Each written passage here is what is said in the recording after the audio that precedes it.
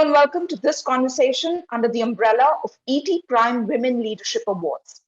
It's estimated that the number of women in manufacturing jobs in India is between 3 to 12% compared to 27 to 40% in the services space. And this data is from a CII report of 2020 engendering the manufacturing sector.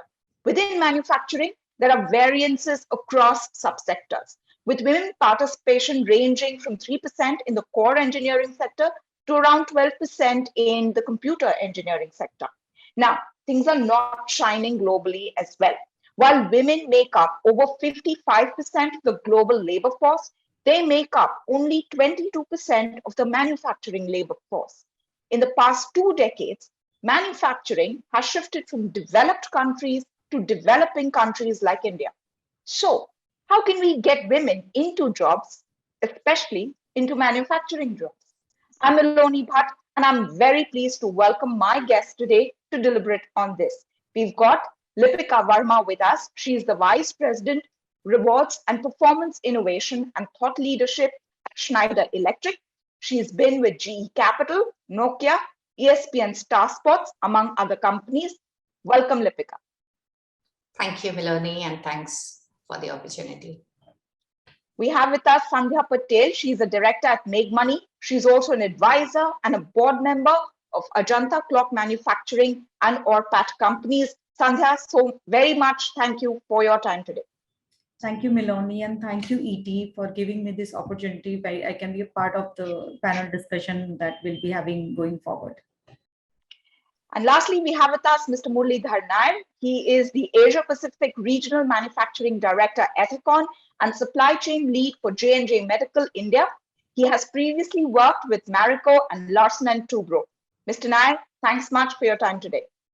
Thank you, Meloni. And again, thank you, ET, for inviting me to this very important panel discussion. All right, so let's get started. The first question is to all of you. Between 2019 and 2020, 2019-20 and December 21, the manufacturing sector has lost 9.8 million jobs. By contrast, agricultural jobs jumped by 7.4 million. Now, obviously, this indicates that there is a move towards ruralization. Workers are back in their villages, even though urban jobs provide better wages. This is hitting women. Now, in this backdrop, if you can explain to us, what's the percentage of women in your respective manufacturing units? And, have you seen a move of them moving back to their hometowns and villages? And what are the 2 or 3 challenges to increasing women participation at all levels in manufacturing in your particular business? So shall we start with Lipika? Sure, Meloni. So basically, you're really right over here in terms of mass exodus that we have seen from different cities, and people have moved to rural areas, especially in the context of the COVID situation. And not only for women, but even for our general workforce, we had to adopt different ways of getting them back to work. And that has been quite a challenge in certain specific places, especially where the COVID situation was not that great. And it was quite an effort to put things in perspective, put things in place from an infrastructure standpoint, from a safety standpoint, so that people were mentally comfortable to come back and start working in the plants. Now, we have seen that with all the different areas related with safety, with all the infrastructure arrangements, people have come back, but it's still not back to normal or back to pre-COVID days, really. And what I feel is this is something which is impacting all the companies, but from a Schneider standpoint, if you were to look at it from a global standpoint, we have almost 33% women. But in India, the percentage is really less, and we are close to almost 25% with so much of consistent efforts which have been put across so many years. We are still not at the global numbers. And there is a lot that we are doing in that space, but the problem definitely continues. So I think there are 2-3 reasons why this is there. I mean, right from the educational start, where women are not really going into mechanical engineering. That's one of the reasons, because you'll find very few females getting into that kind of an educational studies. Even when they join, things like what's the kind of infrastructure, where is the factory located, is it slightly outside the main city, the physical safety of the employee, the social barriers, all that kind of comes to the point saying that there is a limited number, and it's more enhanced in India as compared to any of the other global countries, so to say. So Right. from that standpoint, yes, the problem is there, but I think with the enhanced focus in terms of enhancing diversity, because we know that only when there is diversity, there are positive impact in the organization. I think there are multiple steps that Schneider today is taking in order to enhance these numbers, not only at a global level, but very, very consistent efforts being put in order to enhance the numbers even in India. All right, and we wish you all the luck that you're able to improve on these numbers. Sandhya, your viewpoint. So yeah, thanks, Melanie. Yes, I do agree that, a pandemic has really changed the mindset of the people. So if I have to share my perspective from the two different manufacturing side, let me take from the Ajanta side, where I'm a full-time advisor and board of director. So Ajanta and Opet clocks, they are the world's largest clock manufacturing, where we have 5,000 girls working with us across all the functions, be it die casting, assembly, metallizing, marketing, QC, I mean, loading, unloading, even to our surprises, the transportation, where all these girls are coming from 50-kilometer radius of the village. Almost we are covering like 100 villages. The transportation, these buses are driven by the girls. But the pandemic has affected to much larger extent. So if I break down, like during the first wave of the pandemic, like literally the factories were closed because of the less demand or practically no demand. So when these girls went back to their villages, they have a larger impact on their mindset, like questions like what about the security, like why we are doing this, why we are, whom we are working for, the aspirations, the necessity of having different things in the life had been lesser and lesser. It took quite a long amount of time, like even after second wave, we went, like literally we had this task force who got there and convinced them like it's okay to be a new normal, we can adapt the new technology, the virtual part of it. And now we are still working on it. Still the numbers has not become the earlier pre-pandemic level. Currently the workforce is 4,200 level, and we are constantly striving how we can give them better environment in terms of their safety, in terms of keeping social distancing while working, because in assembly line, if you see, it's like 600 people working in one shade. So we literally had a lot of challenges in terms of infrastructure, so building new buildings. But I think it took almost a year and a half, and now we have been there level. We are constantly thriving to be there also. So if I talk about the number, then currently 95% of the total force is a woman, like 95%, 5% is a mix of like other people. Right. And if I talk about the make money or pharma and specialty chemical, there we have a slightly different scenario. For example, in make money pharma, we manufacture paracetamol. Now, paracetamol was the choice of drug. We had a constant pressure from the government in order to cater the need of the nation. So we have not stocked our factory even for a single day in that whole entire pandemic situation. So I remember we used to hire many Boleros and Mahindras and cars to ensure that 4 people are traveling in one car. We are providing them lodging, boarding, convincing the women who were in our QC and QA department, especially when their husbands were sitting at home. And this we were pursuing and convincing them, please up out. We have a lot of pressure from the government to pile up inventories. So we had a different challenges at their front, like ensuring that we are running all the 3 shifts. If I talk again on the number side, then we are slightly, not slightly, but much lesser in terms of pharma. Currently, we are standing at 15% of the total workforce is women. And wherein with that 15%, if I again further break down, then from QC, QA, sales and marketing, we are till there like 32% we have reached. We are constantly striving to bring those numbers to a, growing in that social ladder, also bringing a lot of challenges and, addressing a lot of challenges, bringing lot of reforms, working on the safety aspects of it. And yes, every day is a single, new challenges, working on it, learning different things from them. But pandemic has taught us different ways of addressing the issues and arriving to a better solution, working on a sustainable model, which actually not for the women but across the, different strata. So yeah, work is constantly going on. Challenges are being addressed at different levels.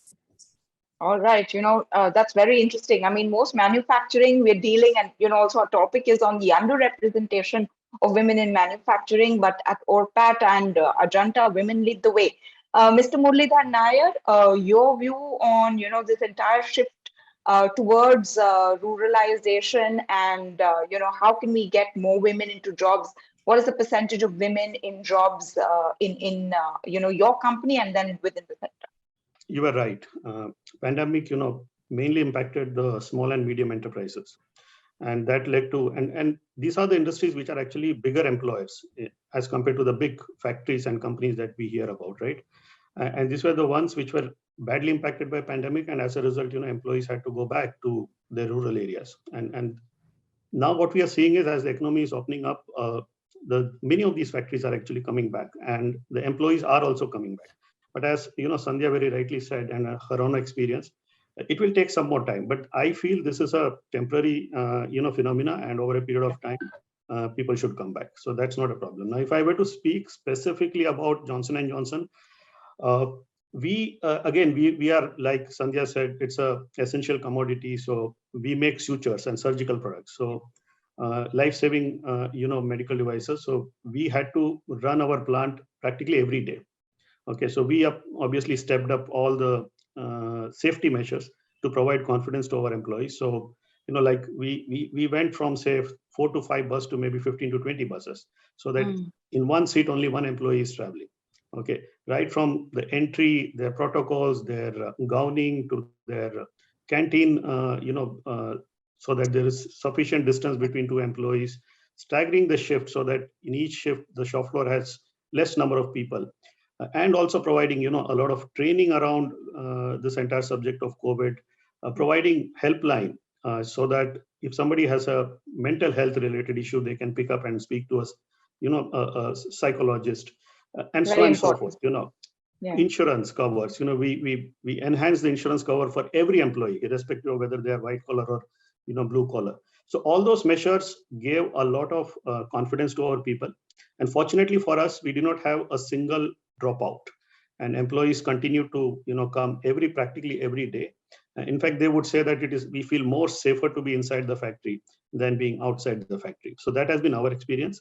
From a number standpoint, in India, we are almost touching 20% women employees overall in manufacturing. But if I look at the global trends, we should be almost near 40-45% kind of, and especially if you look at some of the countries like China, where it's like even exceeding 50%.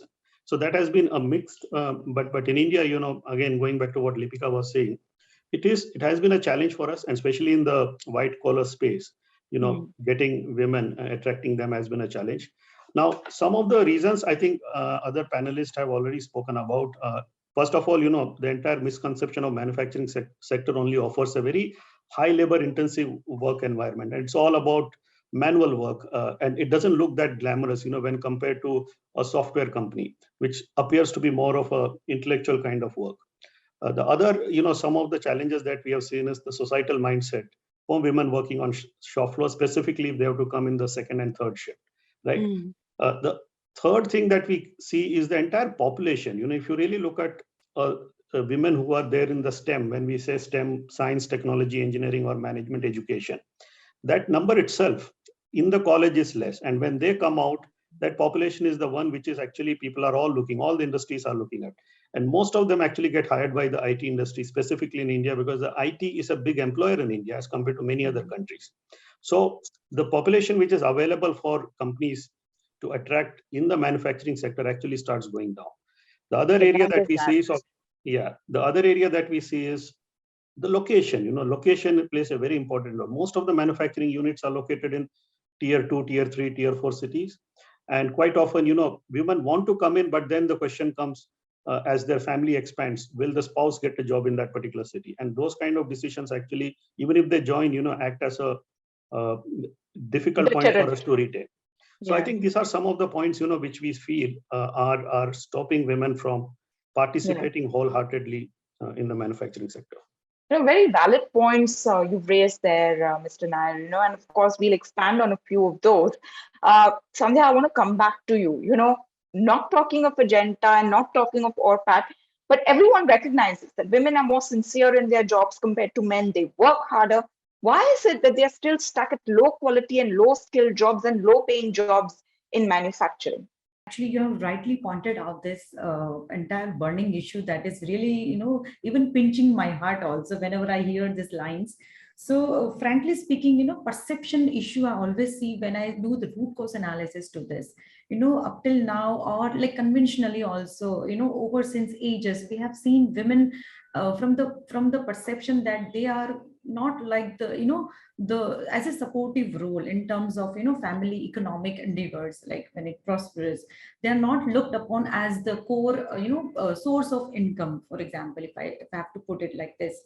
Also, secondly, I feel that two more reasons, like physically they are always considered weak in terms, like whenever we challenges arise in terms of even transportation mobility, changing the city, especially when their husbands are working into different cities.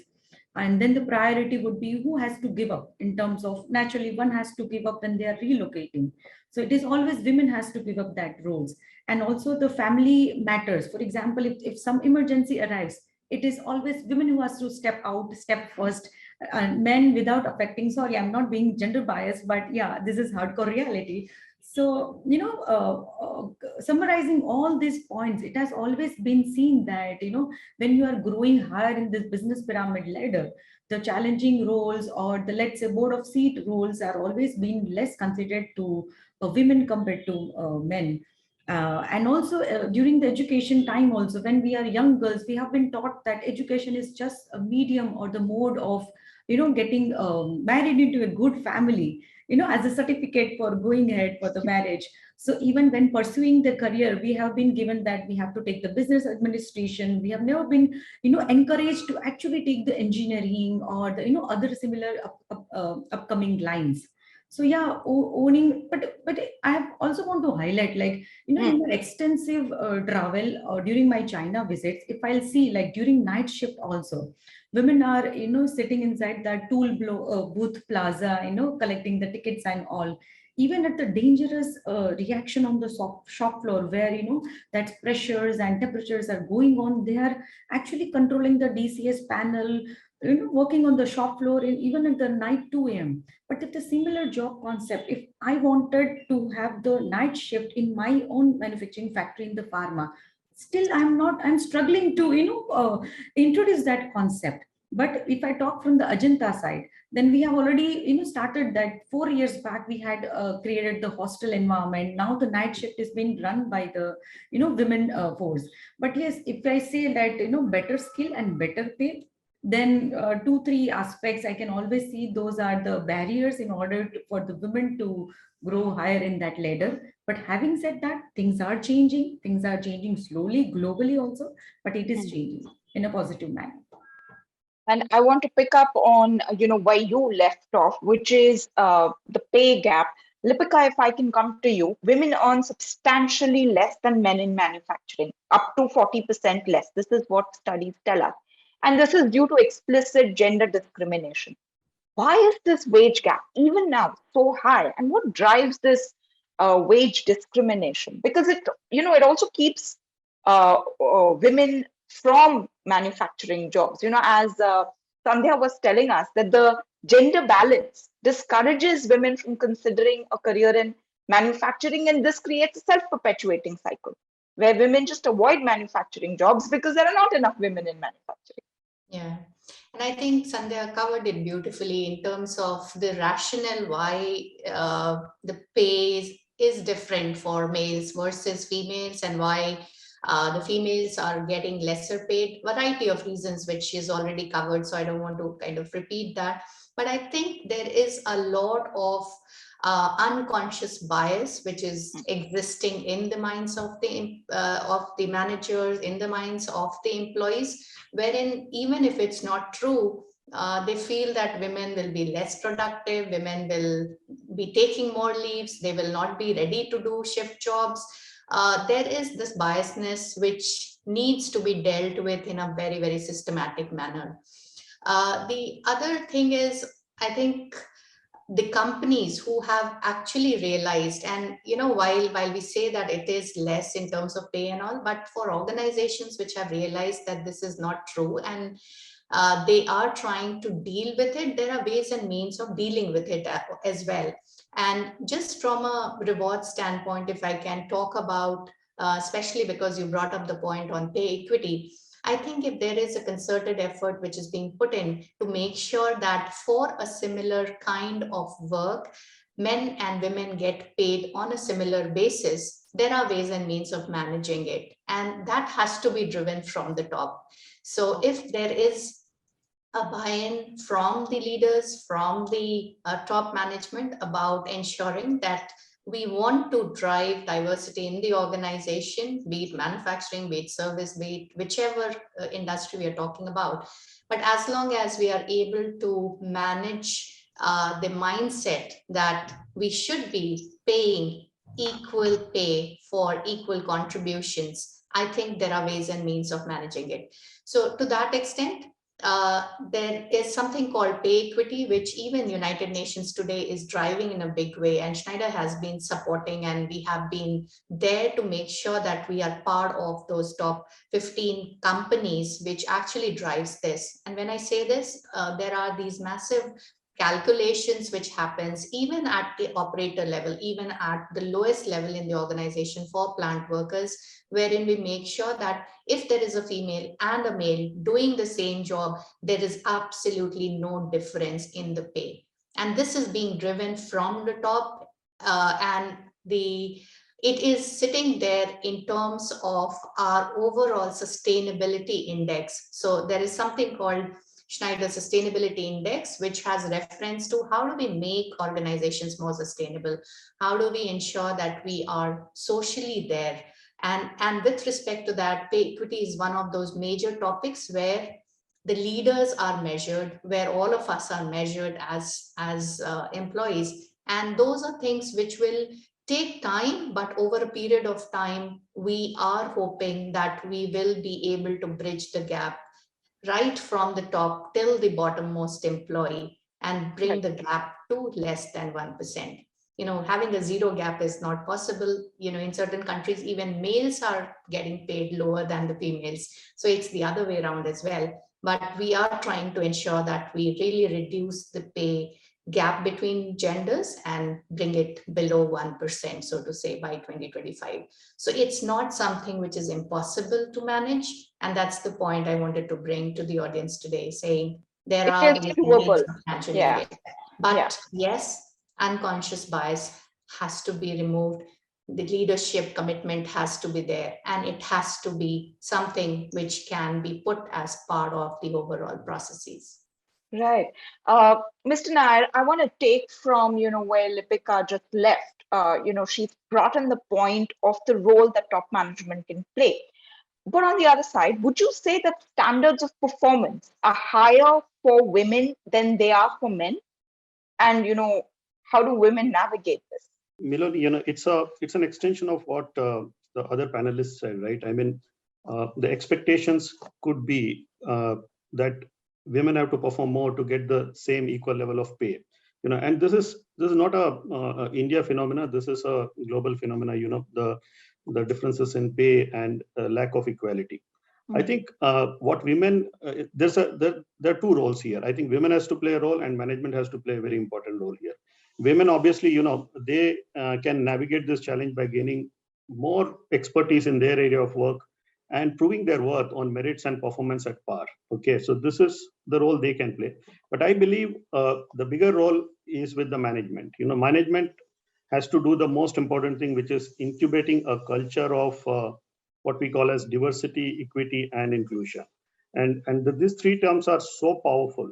Diversity is about creating an environment where diverse talent can come and actually thrive in your organization. Equity is about everybody being treated equal on everything, which could be equal pay, performance standards, and everything else that are important in an organization. And the third important thing is inclusion. Each one of us who come to work should feel included. The environment should be such that we should be able to bring our own self into the job rather than trying to become somebody else. I think these three words are very important. So as we see, the organizations are evolving, the shareholders' expectations are evolving. ESG is getting a lot of value. Same thing, we are seeing that more and more investors are now giving a lot of stress on diversity, equity, inclusion, culture that an organization has, because there are now enough studies to prove that an organization which promotes which is more higher on the DEI index are the ones who actually end up having more better business growth, over a period of time. Yeah. But, diversity, inclusion, that of course comes with its own set of challenges. And while, we say all of this, that there is equity in pay and, that women should be treated. There is a gap between what is said, what is the strategy, or what, the company says, and what many companies do. But yeah, I take your point. Lipika, I want to come back to you. Women have, the companies have a strategy, a talent strategy. But do most companies, would you say, have an active strategy to attract potential female employees and then to retain them? So again, I think the point around D&I, which Murali talked about, is something which needs to be seen in totality. And there are these norms which the companies need to adapt in line with what they're trying to achieve.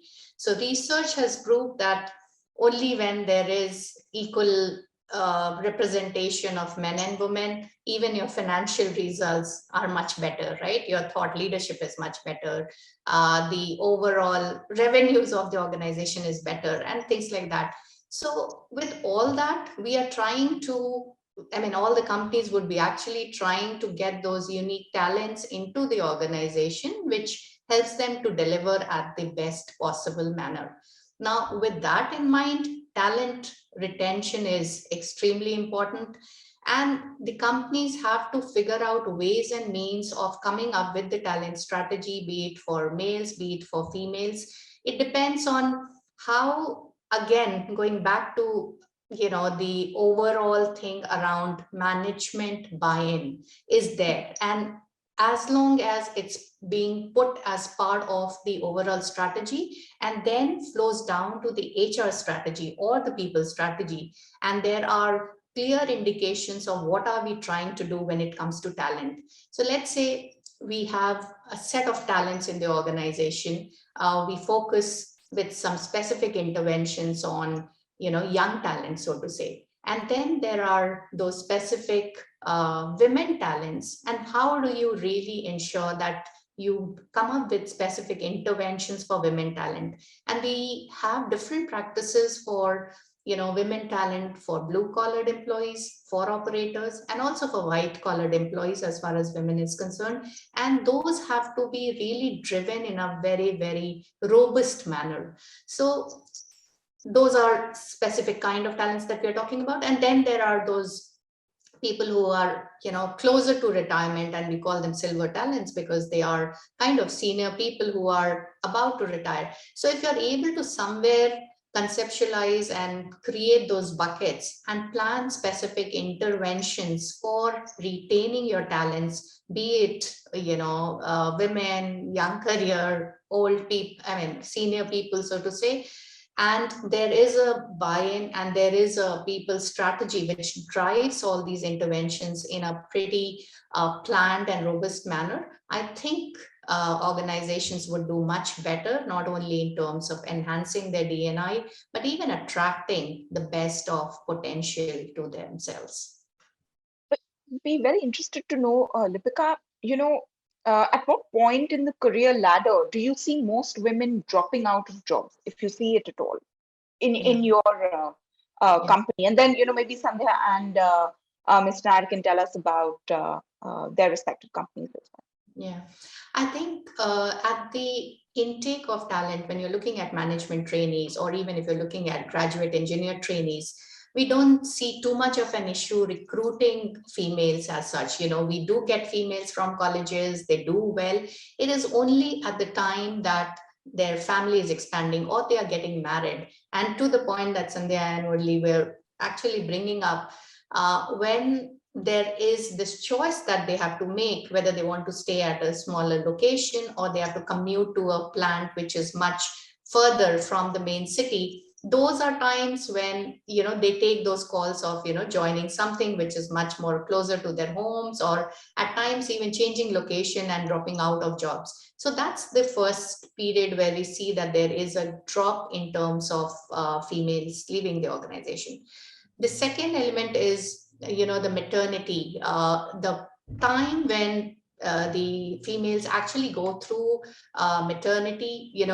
Even if they have got 6 months leave, for everyone the kind of support that they have from the families is not there. We don't have world-class crash facilities existing in India, and therefore it's always painful to kind of leave the kids and come back.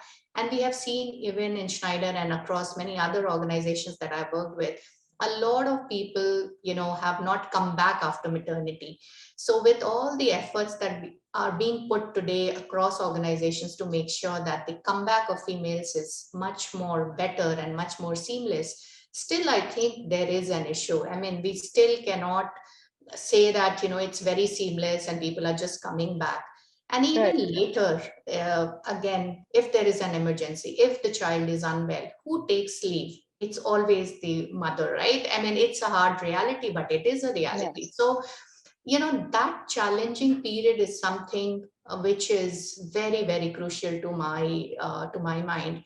And having personally gone through it when I had 2 kids, and every other day I would tell my husband, can I quit? Because I am not able to manage it.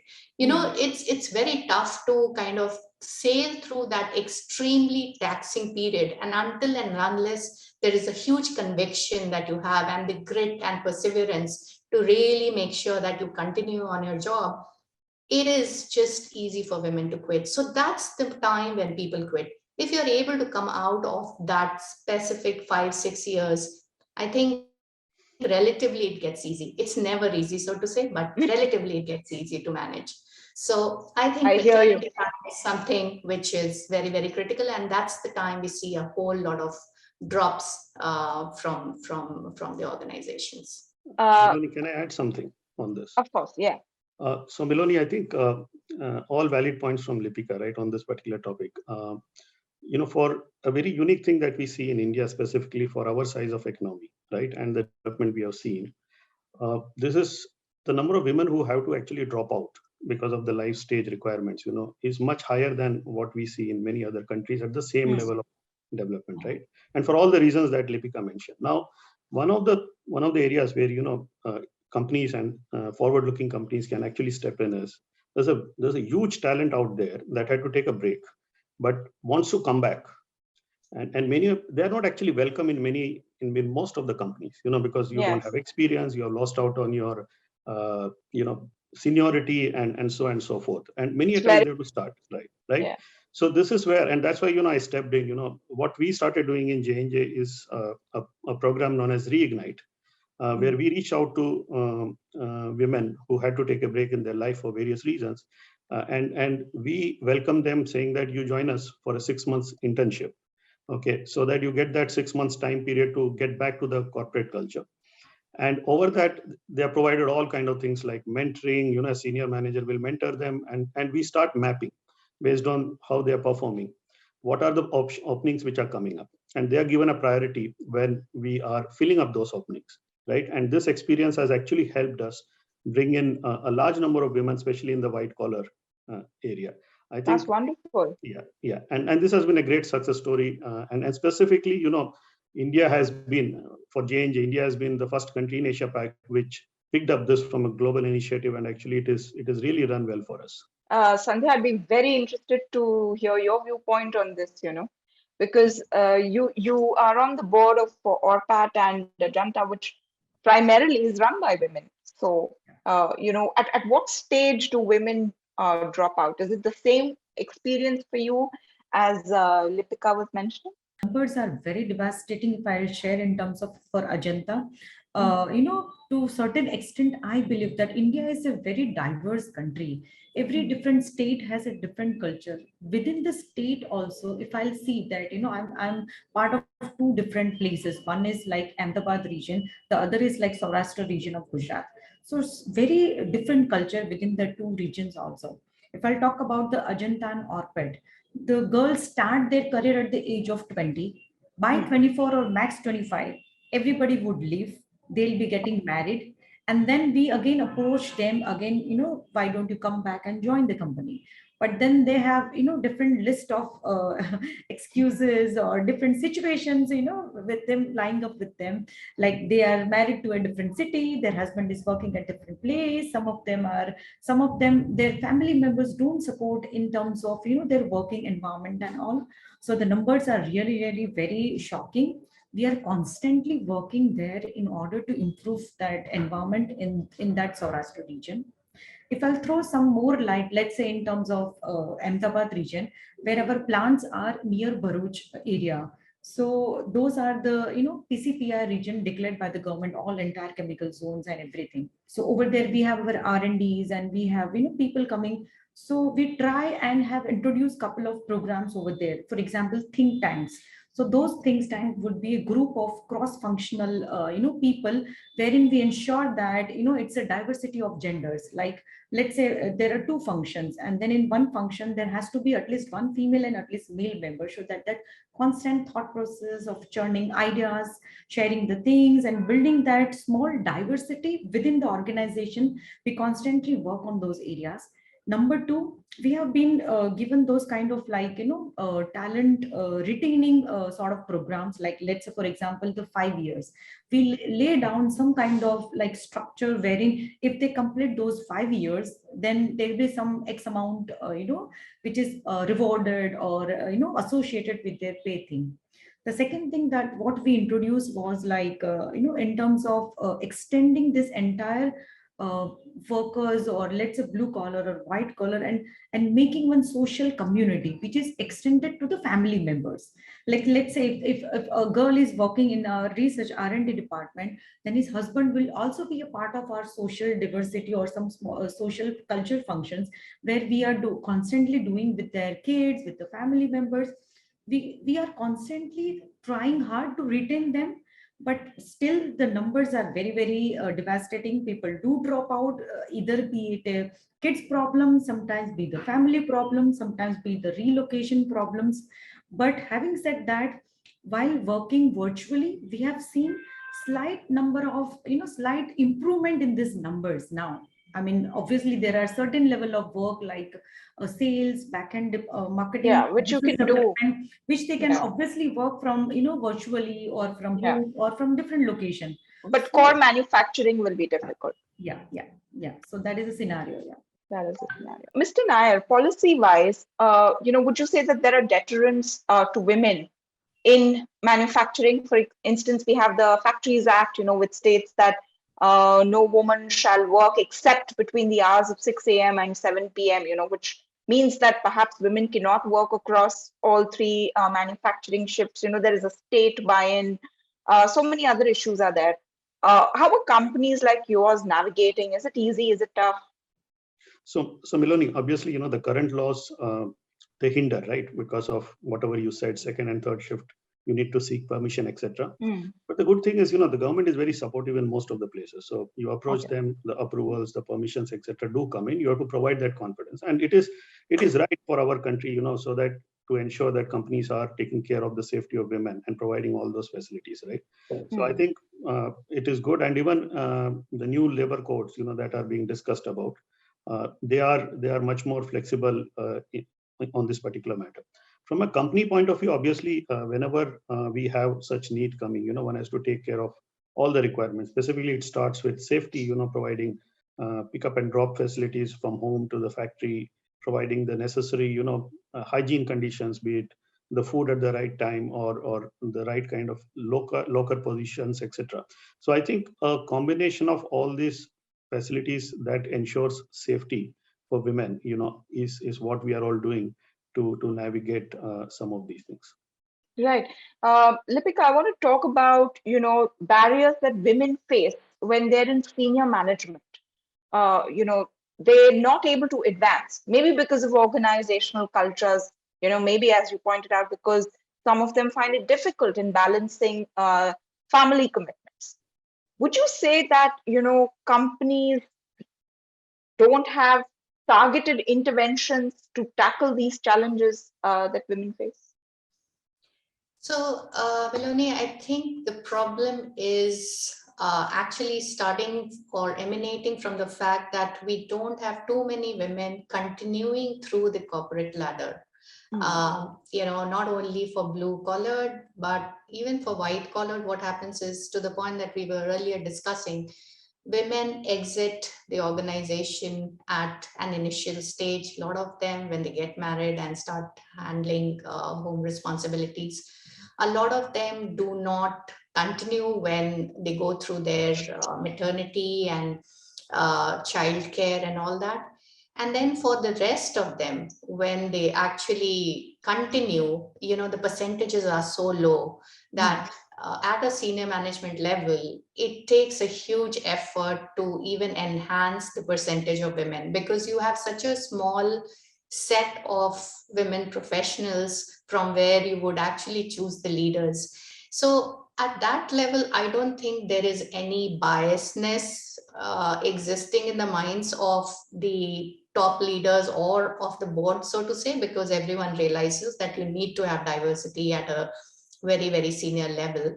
However, the number of such top women leaders is so limited that obviously the representation will be minuscule, so to say.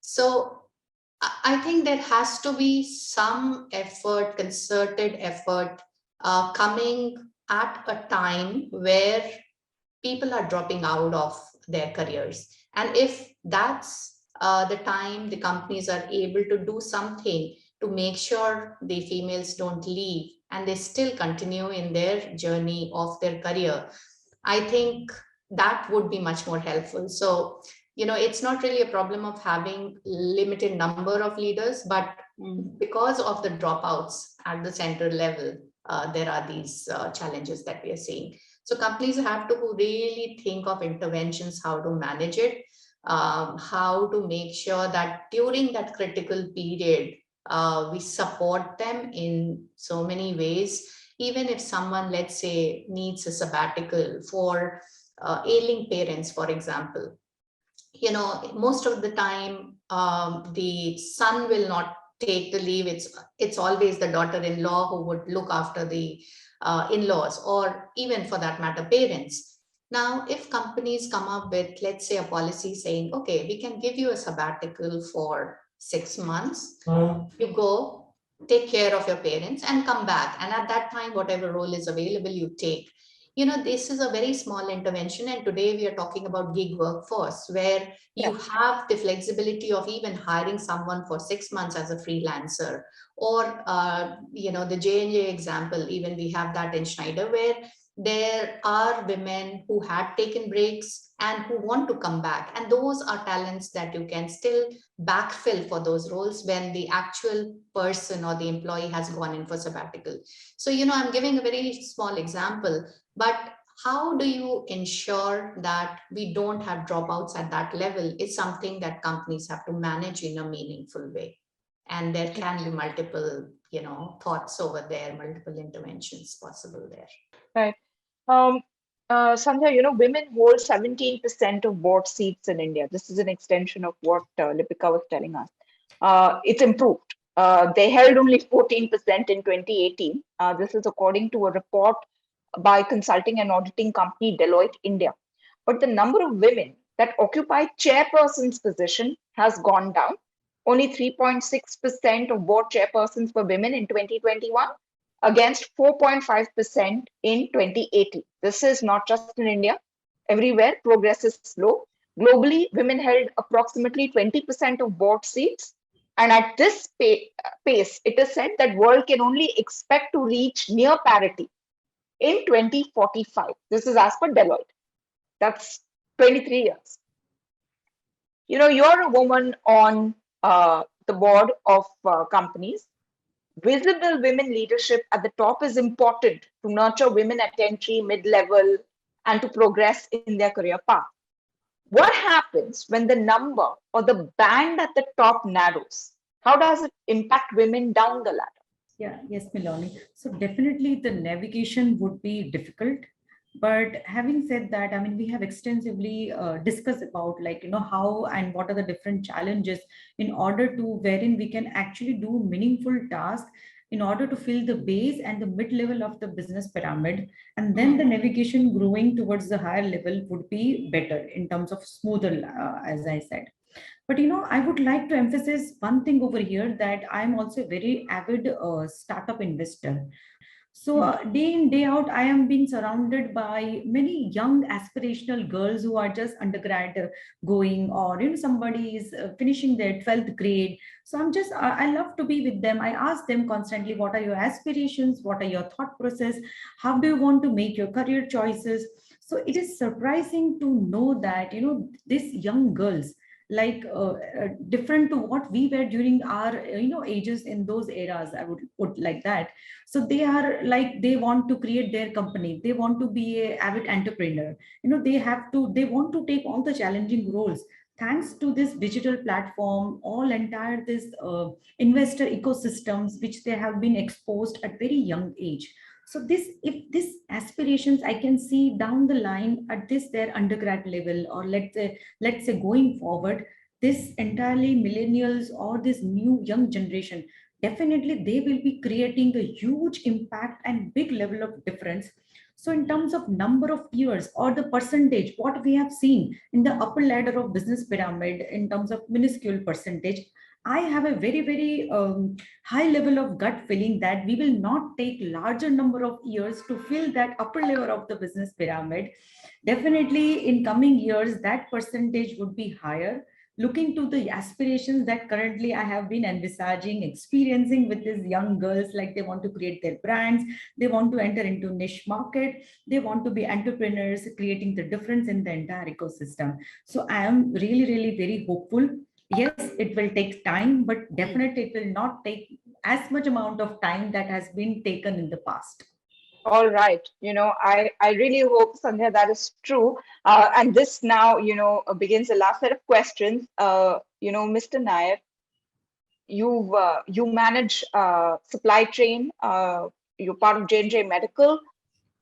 When you see women talent, what is the best part of having women in your workforce, in your experience? So, Miloni, I stayed in China for a few years. Okay, and that was eye-opening, I would say, for me, because there practically 50% of employees are women, right? And right now I have employees from China who are reporting into me, and what I saw there is women are absolutely second to none. Okay, and any parameter of work you take, they are second to none. They do an excellent job. They bring in a lot of innovation and creativity to the job, and most important, a lot of sincerity to the job. So I believe a combination of this is very important. The other important factor is, human population 50-50, right, approximately, and our markets are in that ratio only. And if you have, a large percentage of say 90% of the employees being men who are running the business, to understand your market, it is impossible for only a men-only organization to understand what the market really wants. And that's where, women bring in their perspective, and that's where they bring in a lot of value. And you have to really live and work in that kind of environment to really see the difference. Unless and until we live there, we don't actually start appreciating it. Right. Right. Lipika, being in human resources, you must be interacting with so many people, so many young women, and maybe there are those who are watching us who'd like to have a career in manufacturing, but are not able to make up their mind. What are the words that you'd have for them, for those women who want to enter the manufacturing space? Actually, I would really encourage them to enter manufacturing space, because just the hard labor is not the only option that they have in the manufacturing space. There are things like mechatronics. There are, some of the functions like planning or customer related stuff or quality. Even today in Schneider, the quality head for Schneider at a global level is a female. And that speaks volumes of the fact that she is the one who is managing quality as well as customer interface. And therefore, there are multiple avenues which are opening up, especially in the context of data analytics, Industry 4.0, the focus which is there on digital. Manufacturing is just not limited to, physical work. There are so many other opportunities which females can take up.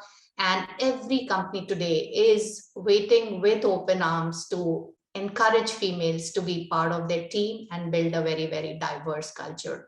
So a young person, a young female is most welcome to look at manufacturing today, and they will get wonderful opportunity to rise through in their own respective careers. That's what I want to leave a message with all the young people today. All right.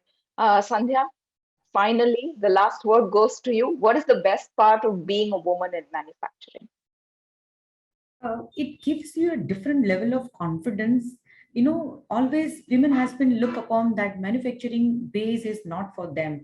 I mean, they have always been looked as from the perspective they are, physically weak, softer. So when you are in the middle of entire, let's say surrounded by all men workforce, definitely you have that different level of confidence. Number one. Number two, I again echo the view, like manufacturing is just a general word. But when you say a manufacturing unit, it has at least 15-20 different functions associated to it, wherein it's not the only harsh environment or it's not the only unglamorous stuff out there. I mean, you really require a lot of brains to be utilized in terms of precise planning, precise implementation, execution at each and every minuscule level. So yes, it always gives me that, kick, which is always required at all different phases of the life, that we are creating the difference. We are into those segment or those place where, less women dare to be there. So yeah, that's always there with me. Yeah, and it'll be great if manufacturing companies are able to adopt an approach that retains, and advances women at the workplace. I think women just want opportunities for challenging assignments. We want that work-life balance. We also want that attractive income. It's not very different from men want. And I think as we attempt to become this $5 trillion economy, the contribution of women to manufacturing will be so very important. Lipika Verma of Schneider Electric, Sandhya Patel of Make Money, of Ajanta and Orpad, and Muralidhar Nair of J&J Medical India. Thank you so very much for your time today.